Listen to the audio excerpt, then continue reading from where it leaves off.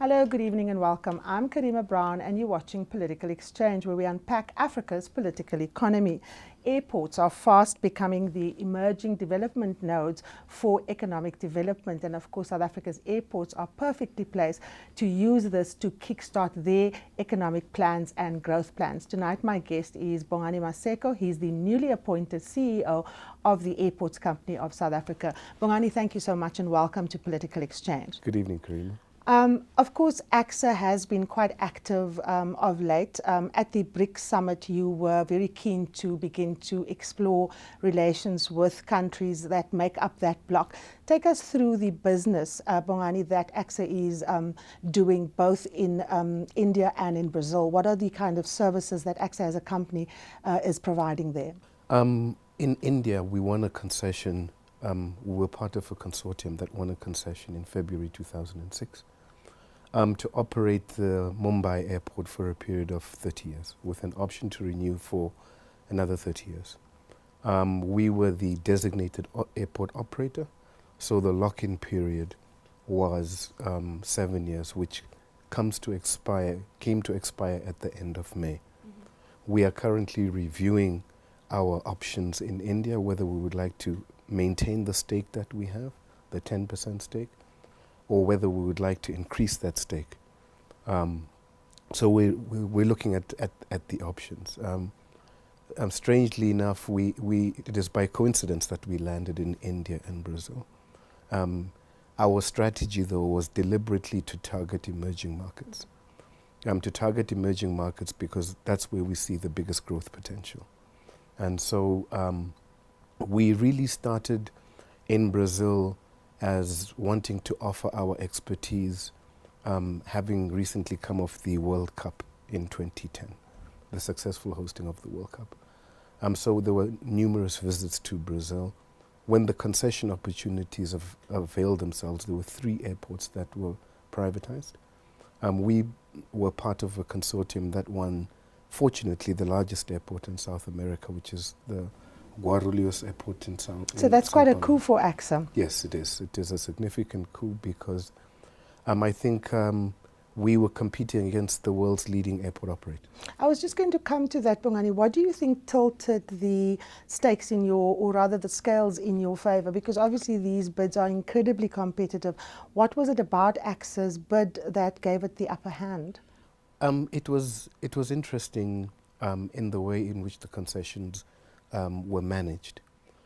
Originally, when the concessions were advertised, the consortium did not need an airport operator.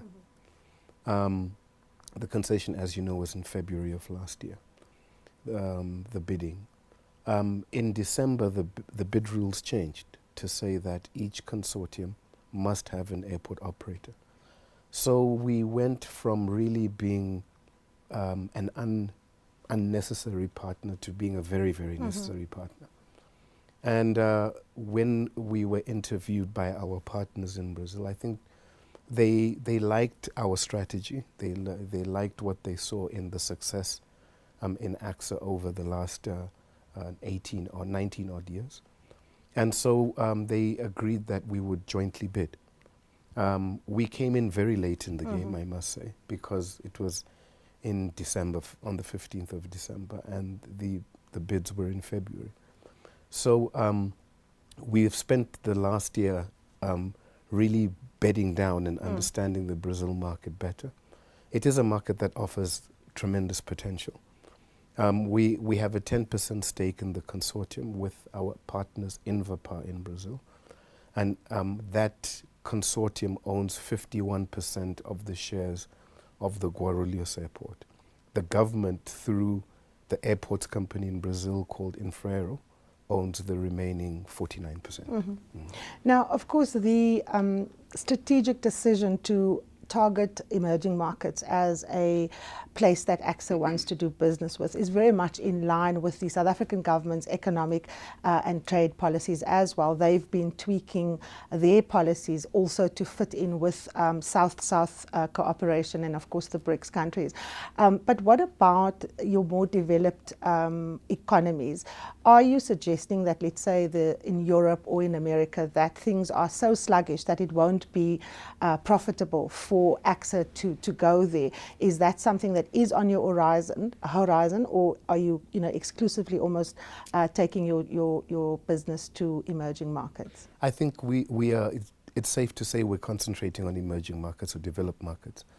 The more mature markets, we don't believe there are any opportunities that are in the offing, but we think that our European counterparts and American counterparts are much better placed to chase after those opportunities. We really started in this space in 2006 after we realized that we've built up quite a bit of expertise in the management of airports, and we do have something to offer in the airport management space. We initially we did not have a focus on emerging markets, but as we refined our strategy, we said, look, this is where the greatest potential for growth is, and this is where we should limit our opportunities to. Having said that, we are also looking at opportunities on the African continent. I want to come to the African continent a bit later. Just take us through, what are the big challenges in a market such as Brazil? Because we're talking about scale here, obviously incredibly busy.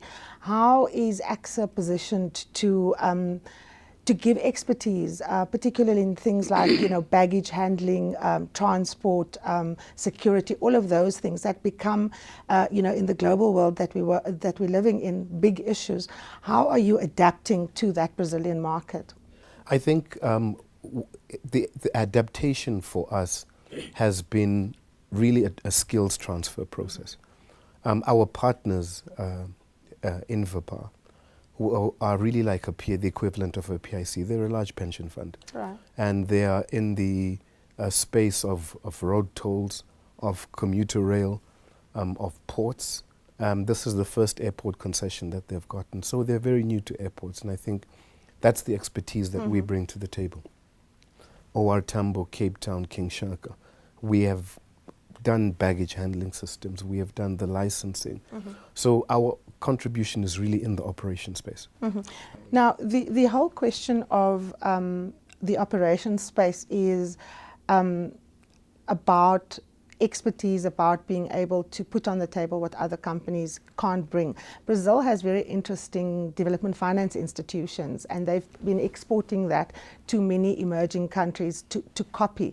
What I find interesting here, of course, is the fact that AXA is over in Brazil doing that, because generally the advantages are often about the BRICS countries coming here. AXA is the company going there.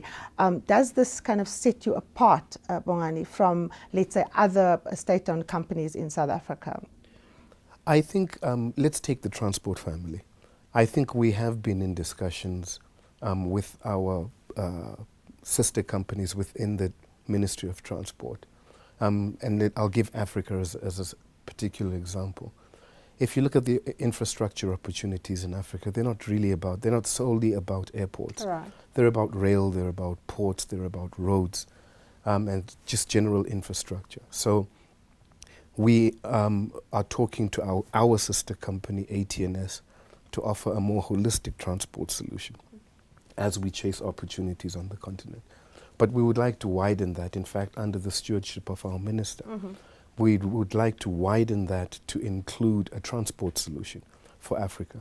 The ministry is always good at reminding us that transport is at the heartbeat of any economy. So a well-organized and developed transport system is a huge enabler for economic growth, and airports are but a vital cog in that value chain. Now, of course, the whole concept of the Aero Cities taking off, we've seen it in other parts of the world. Ekurhuleni here in South Africa is beginning to put, meat and flesh to the bones of the concept of the Aerotropolis. Take us through how AXA fits in with the concept of an Aerotropolis that essentially relies on the location of the airport to drive economic development. Well, the airport is an essential part of the Aerotropolis concept. And that concept is really a concept that centers the airport around the transportation of goods and services. So locating businesses that are vital, that are in vital need of air transport, locating those businesses in and around an airport. And so it's not just those businesses in and around the airport precinct, but it's in and around the cities wherein the airports lie. And so we are working very, very closely with the mayor in that regard. We are equally working with the city of Cape Town. We've got initiatives with the city of eThekwini.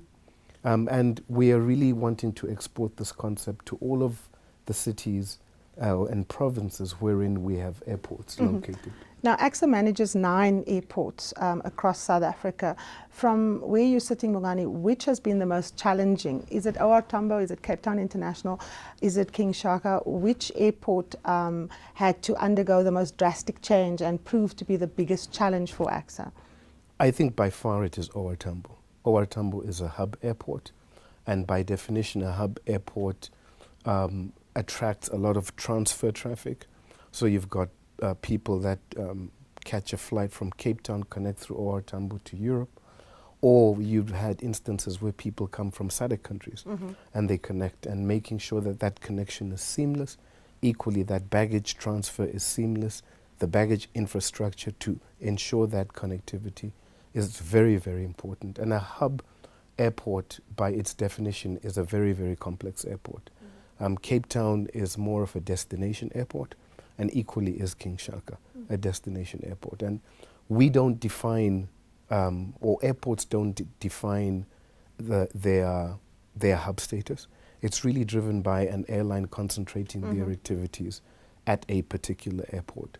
And so SAA has its headquarters at OR Tambo Airport, and that's how the hub status has developed.